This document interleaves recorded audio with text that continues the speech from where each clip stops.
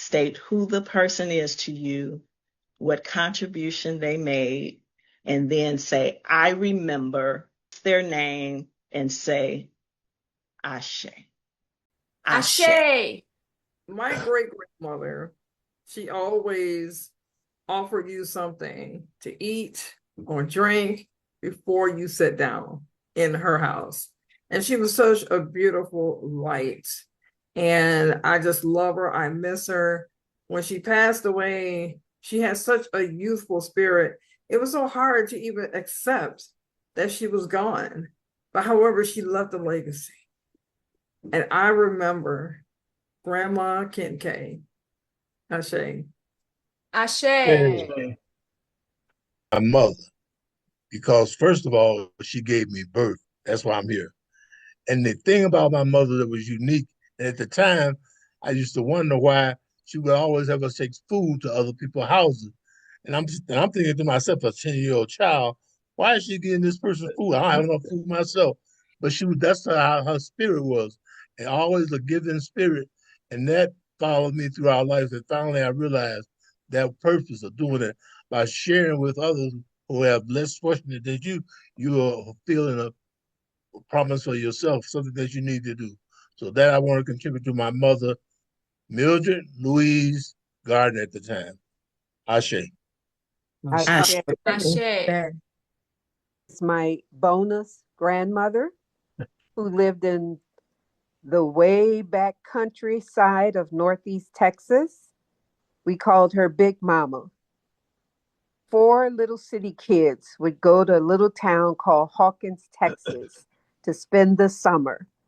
And Big Mama proudly took us around to neighbors and relatives and friends and the mayor in the downtown that was only 2 blocks. But she wanted everybody to know that her city kids were visiting and how proud she was of those 4 children. And so for that unconditional love, I remember my Big Mama, whose name is Ethel Smith from Hawkins, Texas. Ashe. Ashe. Ashe. I remember my little brother. He gave me the most brotherly love out of the eldest. He showed me what a brother was, even though he was a little brother. He's no longer with me. His name is Javon Grant. Ashe. Ashe. Ashe. Ashe. Ashe. Ashe. Ashe. My dad. There were 5 of us, grew up in Chicago in the 60s and 70s. And my mom died when I was 12. And my father persevered.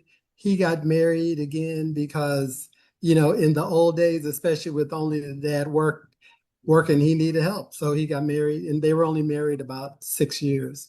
But the thing I remember most about Mr. Jackson is that Mr. Jackson, every time I would get in trouble, and I know it's hard to believe that I might get in trouble now and then when I was a young kid, but it's just the male condition growing up. You just have to get in trouble. That's just part of it.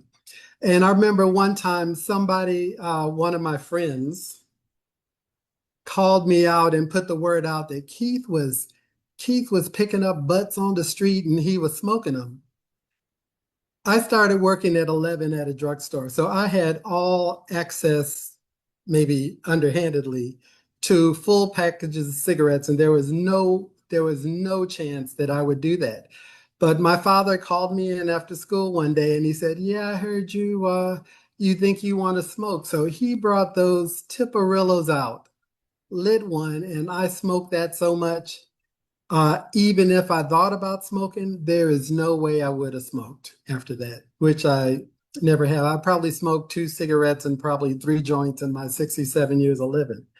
But the thing is that Mr. Jackson was a stern man, but in his older years, he got a whole lot softer, and my friends really loved him. So when he died after I finished college, I just couldn't speak of it.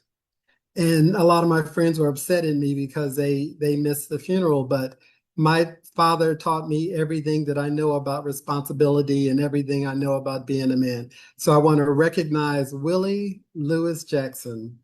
Ashe. Ashe. Shay. Ashe. Ashe. My grandfather. He was a minister. He was someone who, as I hear my aunts talk about him, changed once he had his first grandchild, which was me. Hello, so I was a change maker even then, because they always saw my grandfather as this stern man, who took no stuff. And all I could tell is all the stories and things that he did with me that was fun. My sister and I, we would play with him all the time when we go over there, and they are in awe because they were like, Daddy never played. He never did that, but he always played with my sister and I. And but he was one of the first Black envoys here in Chicago with the Salvation Army. And he also was honored and privileged to win the Chicago Bible Society, or be recognized by the Chicago Bible Society with the Gutenberg Award, and has an honorary street sign. And so he left a legacy for me to live into of service. And so I credit my grandfather, the Reverend Willie Allen, for service, and that I live into that legacy. Ashe. Ashe. Shay. When I came to the United States in the mid-late 70s and lived in Detroit with my mother and her husband, I met a woman through my mother who became my very, very good friend for 45 or some odd years, who became my mentor. She remarried a man with I don't know how many children and all this problem that she had. And there she was, decided that I needed some help to somehow figure out how to navigate my life in the US. And although I moved out of Detroit and moved to California, we stayed friends for so many years until she passed away about 10 years ago. And I think about her quite often, that without her, I don't know what I would be here, because she replaced my mother, who was not exactly a very giving sort of a person to me.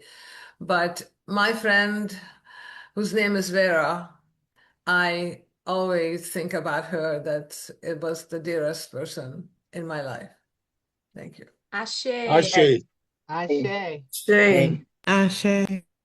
When I was a senior in high school, so many years ago, we had a Black Studies group class after school. It was an after school class. And the professor, he was Professor James Jones. He was such a great teacher. And he introduced me to a man I had never heard of at 17, the Honorable Marcus Mosiah Garvey. And so, even though we're not, as others have said, of the same blood, we are of the same blood. And I was so impacted by the philosophy and opinions of the Honorable Marcus Garvey, which was the very first book that I read on Black history. And he had a saying, Marcus Garvey had a saying, "Up, you mighty nation, you can accomplish what you will."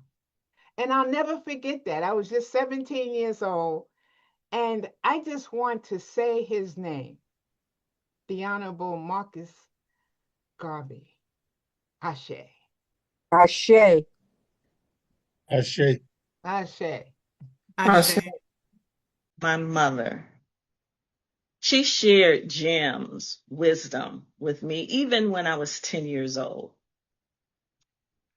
She said things like, never marry someone until you see them angry. It's 10. I had no idea why she shared that information with me then, but she shared because she had lupus and she did not know how many days or years she had left. So she wanted to share and impart as much wisdom as she could while she was here. Another saying that she had was, I cannot hear what you say for what you do. Your words need to match your actions. And then I said, I remember Patricia Noella Towns. Ashe. Ashe. Shay. Ashe. Ashe. Hmm.